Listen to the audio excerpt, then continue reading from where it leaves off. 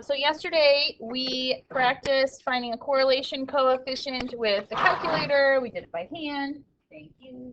Paper. Thank you. And then we interpreted that: strong, weak, positive, negative, no correlation, whatever that number meant. Remember, R is your sample correlation coefficient, and it looks like a P, but it's a rho, Greek letter, is the population correlation coefficient. Today we're going to talk about, once you find that R value, how you can tell if it is significant or not, and you want it to be a significant correlation because that tells you for sure that your variables, whatever X and Y stand for, are related to one another in one way. So how we're going to do that, there is a table on the very back of your packet. It is table number 11. It says critical values for the Pearson correlation coefficient, which is the official name for our R value. We're going to compare our R to our critical value on here. And our critical value is going to be found by finding N, the number of data points that you have, and then you're also going to be given a level of significance of either 0.05 or 0.01. So you're going to be really given both of those pieces of information, and you're going to locate the critical value. If the absolute value of R is greater than the critical value, then there's enough evidence to say it's significant. I'm going to underline that for you. If the absolute value of R, once we have the correlation coefficient, is greater than the critical value you find on your chart, then there is enough evidence to say that the correlation between the two variables is significant. Okay. And the first two problems that we're going to do today are actually values that we found yesterday. So if maybe a couple of you want to grab your notes from yesterday, we can find those R values so we don't have to redo them again. Because those first two tables on there are the ones that we calculated with before. All right, so we're comparing R to the critical value. If the absolute value of R is greater than the critical value, then there's enough evidence to say that it is significant. So let's look at this one here. So example from yesterday, we had this chart that we did by hand. X was the number of years out of school, and then Y was annual contribution to something in thousands of dollars. What was the R value from this yesterday? Negative 0.9078. Okay, and here we have a level of significance of 0.05. So on your chart, how many N values do we have? We found that yesterday too, but you can count them up again if you need to. 7. So we're going to find N is 7, and then level of significance 0.05. Just find where they intersect on the table. So 0.05 and 7, I've got 0.754 is the critical value. Okay. The absolute value of R is what we're going to compare that to. The absolute value of R is 0.9078. And then we want to say, is it greater than, less than, equal to? In this case, it is greater than my critical value. So if it's greater than my critical value, do we have a significant correlation? Yes. So the way we would word that is we would say there is enough evidence. It's almost like our hypothesis testing.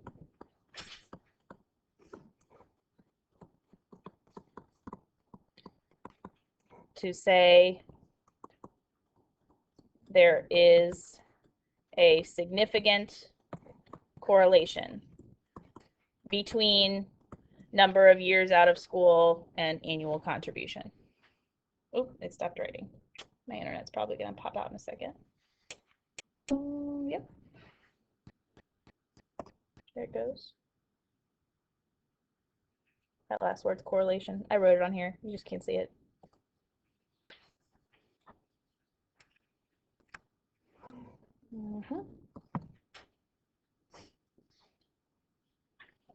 Let's try to reconnect here. There we go.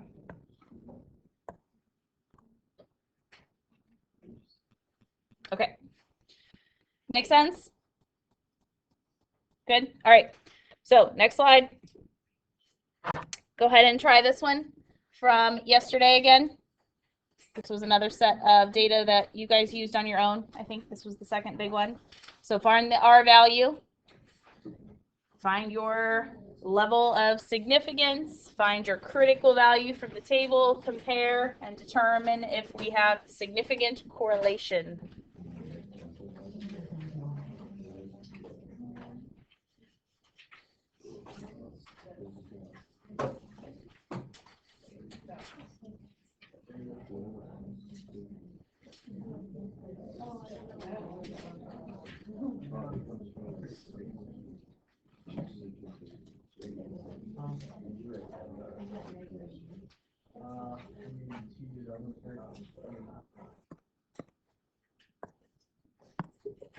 All right, so our value from yesterday that we found, this was at the very end of the period yesterday, was negative 0.1639.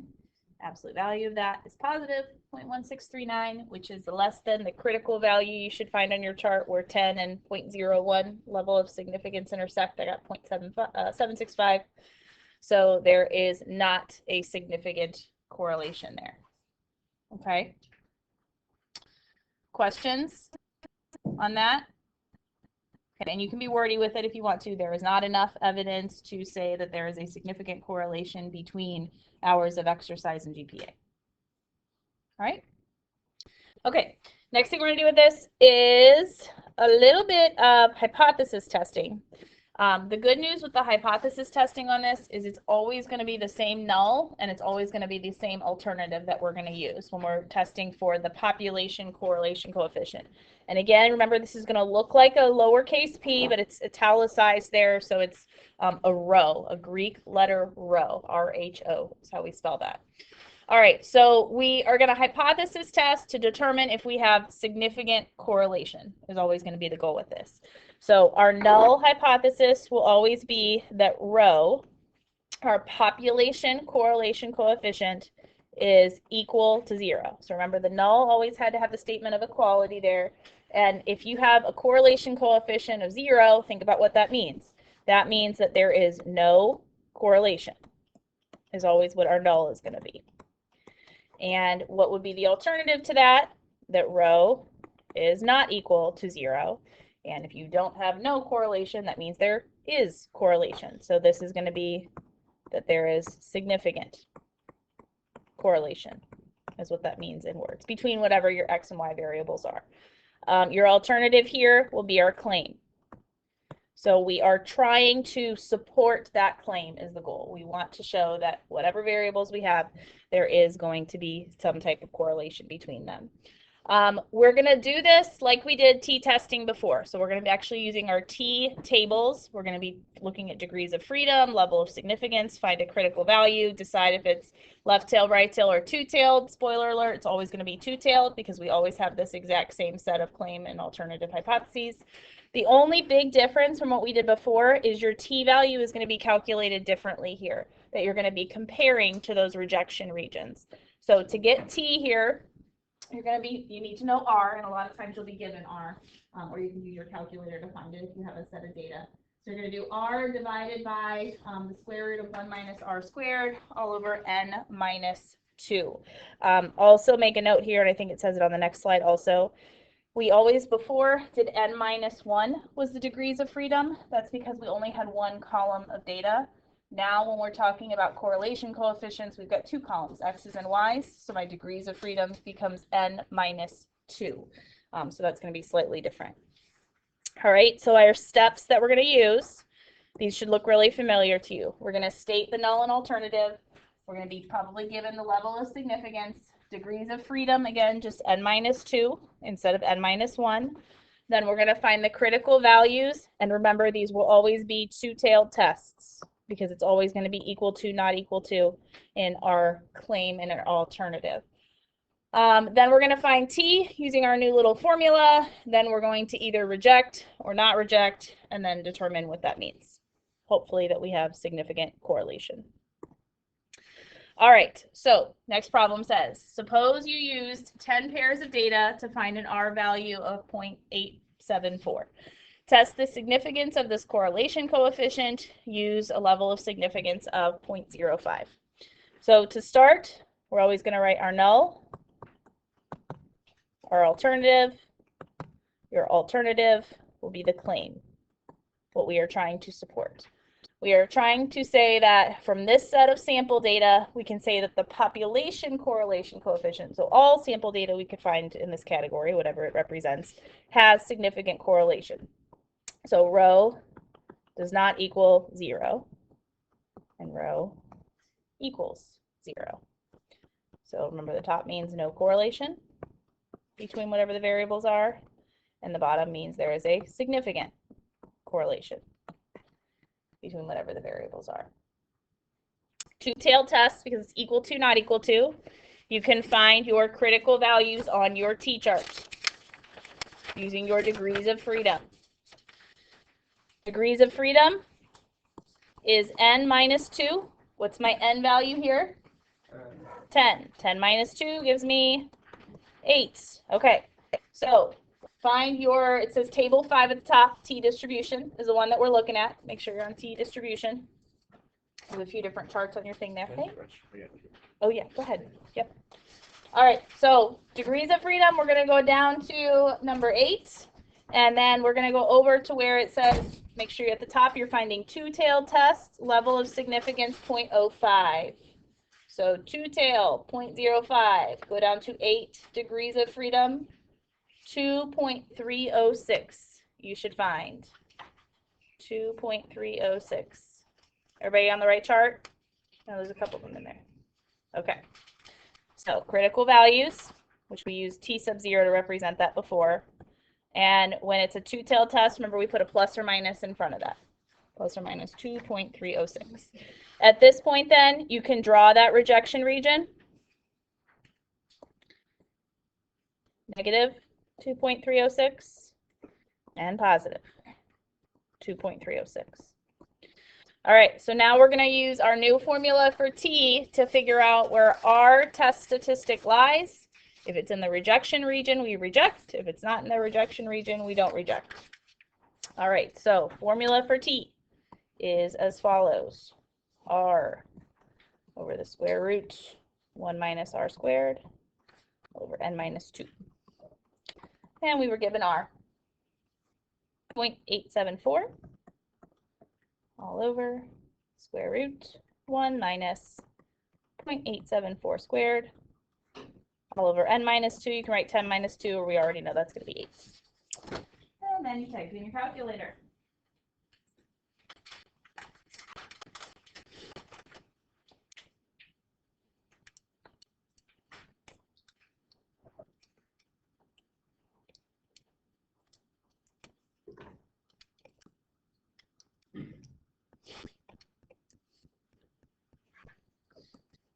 And I get, I'll give it 3 decimal places, 5.087 is my T test statistic here. All right, so now we compare RT to our critical values of T in those rejection regions. Is RT in a rejection region? Yes, it is. All right, so it's going to be on that right tail there. So what does that mean? We reject or do not reject? We reject. Okay, and if we reject, that's a good thing. So remember, we are rejecting the null hypothesis. So we're saying that there's no correlation, therefore there is some significant correlation. So how we're going to word this is there is enough evidence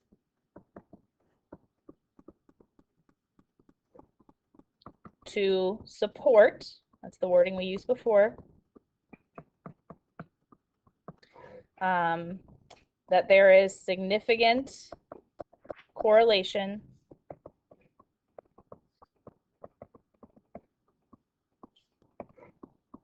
between the variables. We don't know what the variables stand for here.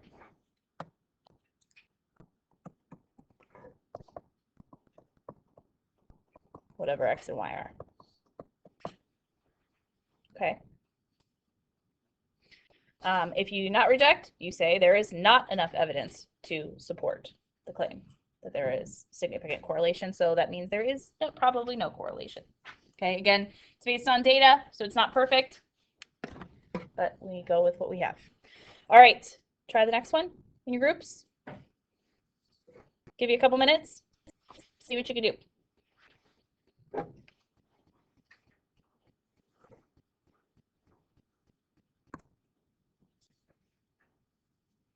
Correct.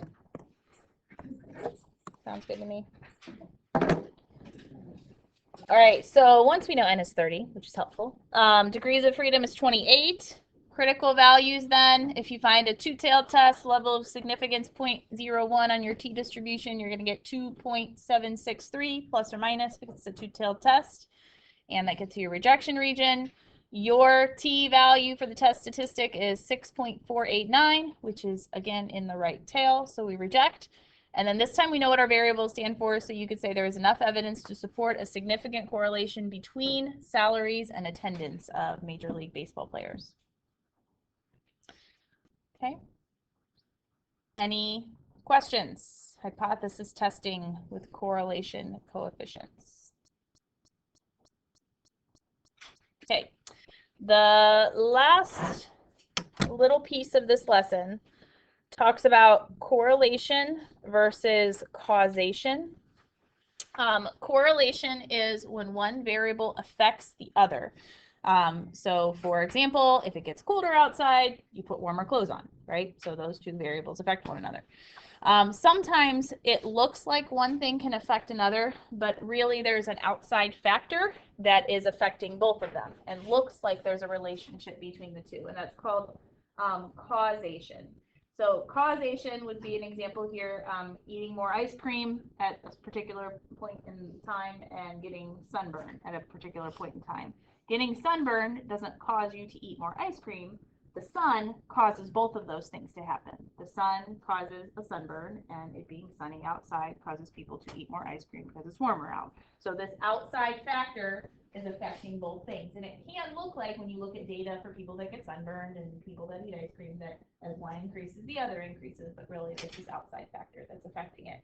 So we want to know when we're talking about correlation is, are they really affecting one another, or is there some outside factor that is causing it? And then they're truly not correlated. Okay, so I've got a couple examples on your paper here.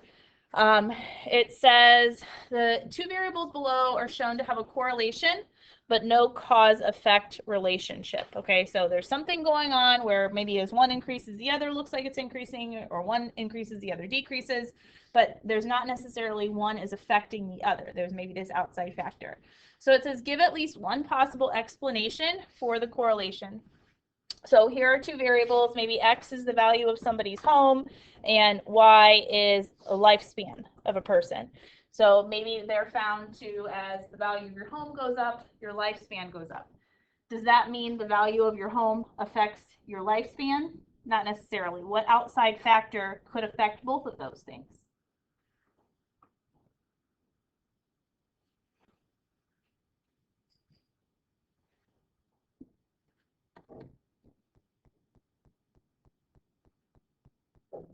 Any ideas?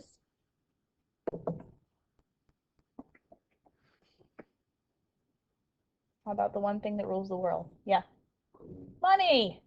Couldn't money make the value of your home be larger? Yes, because you have more of it. And couldn't that also help your lifespan because perhaps you live a healthier lifestyle or you can afford better health care or whatever? So that would be the outside factor that could make it look like one is causing the other. But in fact, money is correlated with both of those. Okay? So with your groups, I want you to discuss these ones. Okay, see if you can think of an outside factor that would potentially make it look like these two variables are related, but in fact there is no cause-effect relationship. All right, I'll give you a few minutes to brainstorm. Lots of different answers you could give for these.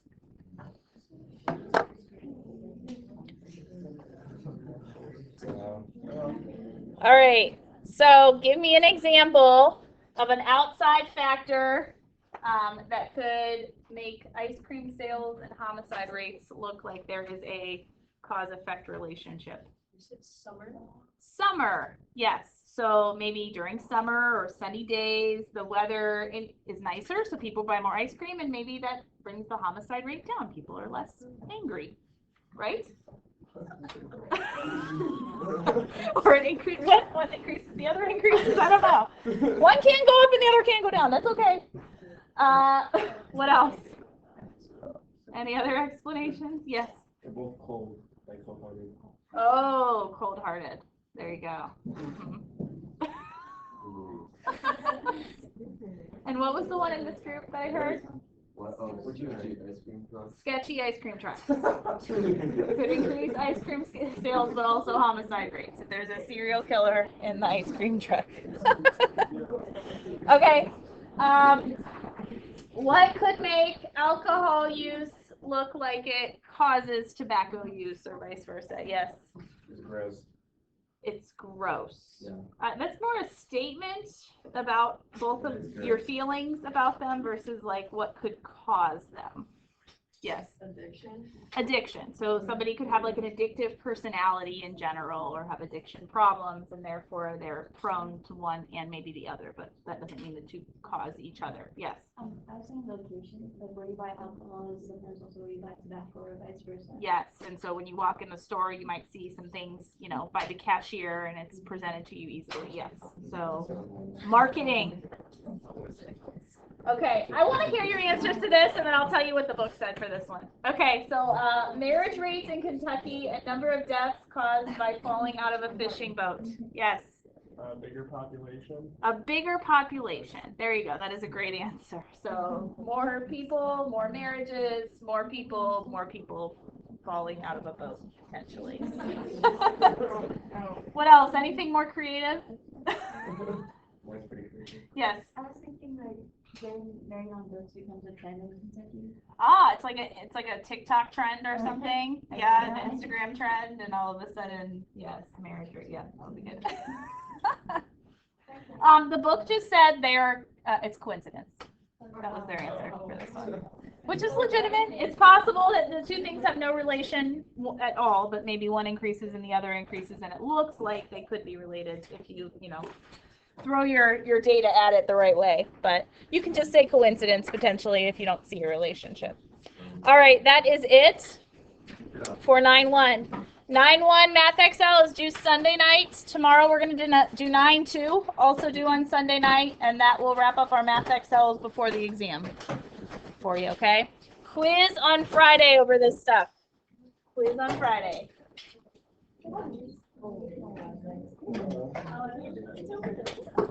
It is open notes, yes.